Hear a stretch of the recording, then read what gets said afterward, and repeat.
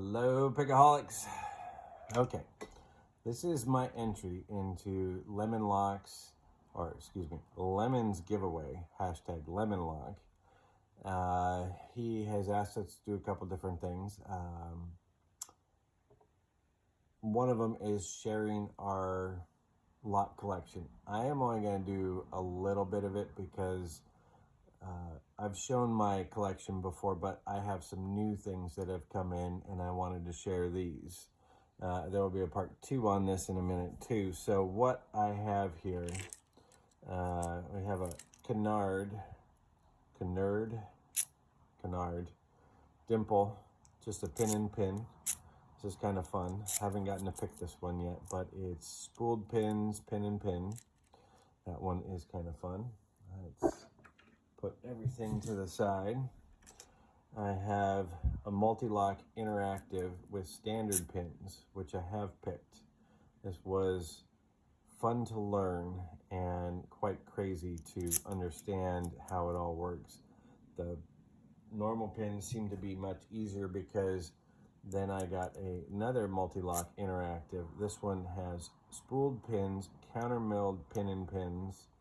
The little interior pins are counter-milled, and you can look at that bitting, that real deep one protecting 2 highs back and behind it. I've been able to pick this with 3 pins, but that's been about it. It also came with serrated driver, so I can switch this out at one time and start playing with serrated. I have a Miwa X9 with some lovely bitting. I have played around with this a little bit, but this is like alien technology. You just can't have it. It's so confusing. This is a Miwa DS blue belt lock, just a wafer lock, and I have tried to play with this, and it's hard. You know, once you get in that blue level, you really start getting into hard stuff. I have a Miwa E6, the magnetic lock. Come out. There it goes. So it has magnets on the side. It's basically a dimple lock with magnet pieces that you have to repel. I have made my magnets for these, for the picks.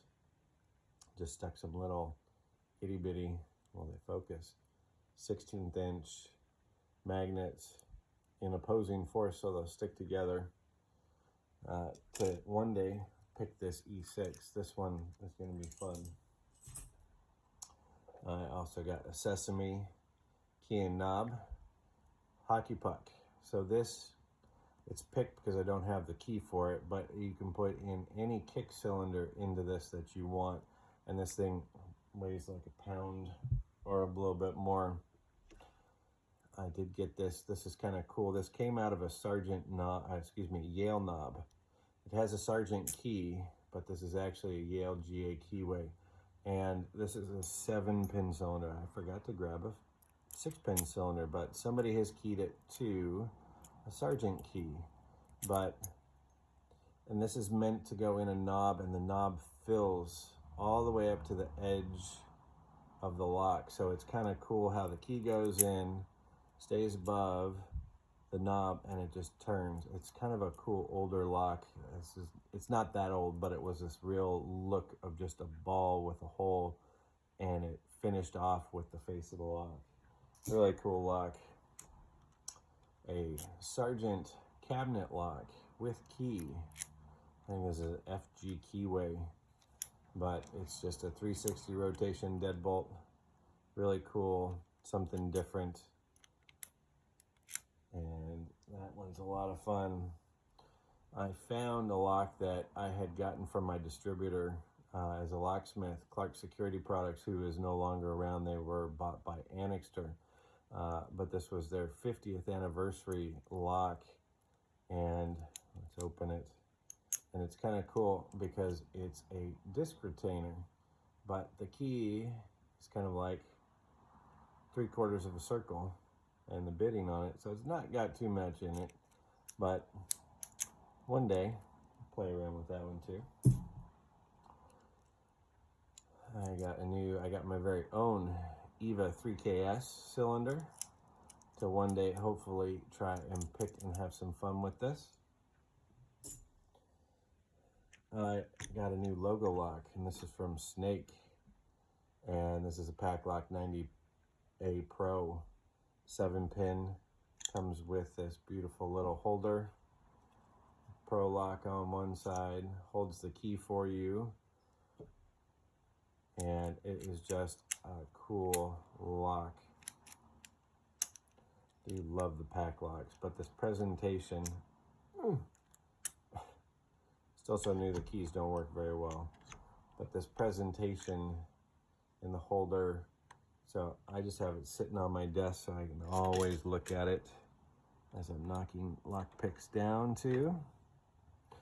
I got my wife got a grab bag from friends of this little tiny lock. It's a miniature lever, but it's really not a lever. Which brings me to one thing that Lemon wanted us to do, was to speed pick. So here you go. There you go. Done. Just kidding. Let's do it again. It just has a little lever you push. It's kind of a joke, but I saw that it was actually a working kind of lock, and I said, let me have one of those, because she got like 5 or 6 of them. The other thing I got, which is this is the Speedlock lock of the quarter, is the Mako 427. Some fun bidding on this. So, which brings me into, if nobody knows or has not heard of Speedlocks, Speedlocks is a website to where you can submit videos for picking locks and speed picking locks. And there are world records for fastest picks. Some of you may have heard it, and you can hear it on the Lock Sportscast. And the way you do a video for this is you would chuck up your lock. You will always, if you have a key, which you always want a key for the locks that you're picking, you test the key, and you will do that every time you pick it, because you need to show this in operation. Your time doesn't start until you put your pick in the lock. So I'm going to try this. I've been practicing this one and go. So as soon as I stick this in, the time clock starts, and as soon as the shackle pops, then that's your time ending on this. And so you try and do your best that you possibly can. Let's give it a shot. Let me remember my sequence on this.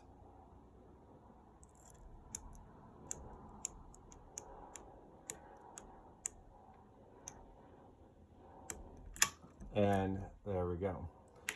That may be one of my fastest times.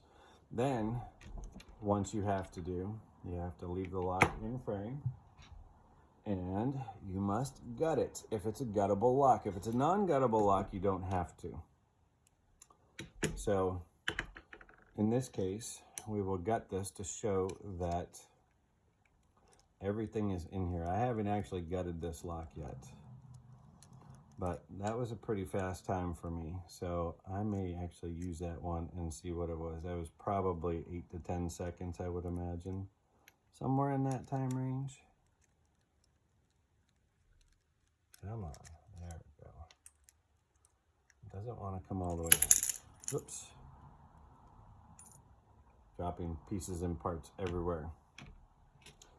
The next quarter is going to be the Lockwood 334B 45, I think it is. Let me get some other things here. And then once you show everything and that the lock was fully populated, then I am going to have to use a shim.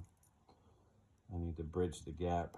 This doesn't have anything in it that actually requires a shim other than the plug. Oops.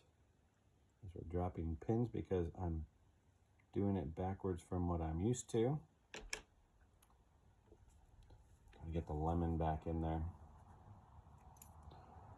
So that was pin 1. Everything in these is serrated.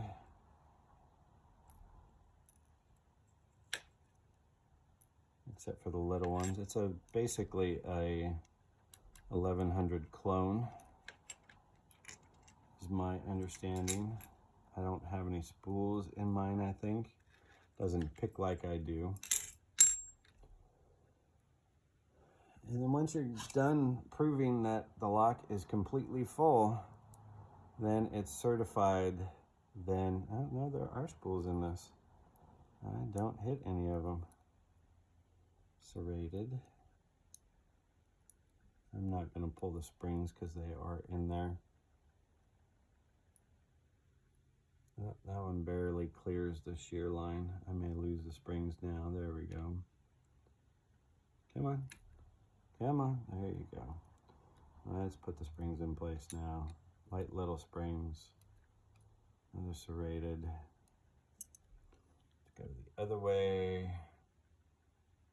There's a black mark on the front. I've not pulled these apart, so I don't know if they're omnidirectional, where you can put the plug in either which way. There are 2 spools in it. Let's present everything in an upwards format. We have all 6 pins in here.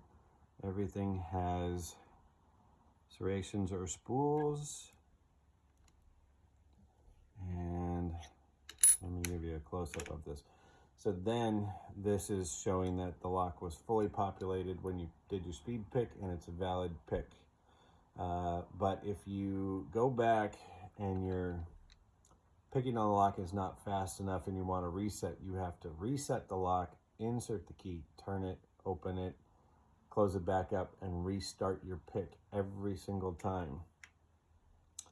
So, once again, congratulations, Lemon, on 100 subscribers.